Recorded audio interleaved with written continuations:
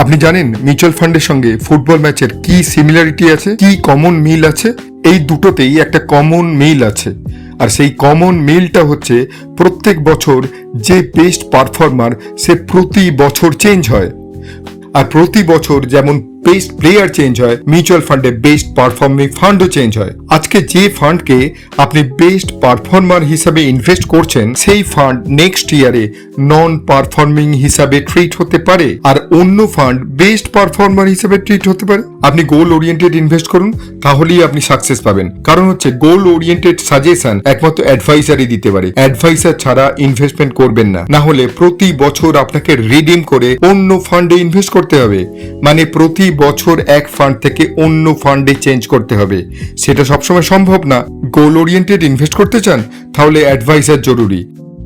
আরো বিশদে জানতে হলে আমাদের website www.moneymakingmc.com A log in করুন। আরো অ্যাট্রাক্টিভ ভিডিও পেতে হলে, এ বিষয়ে আরো বিশদে জানতে হলে আমাদের সোশ্যাল মিডিয়াগুলো ফলো করুন। ধন্যবাদ।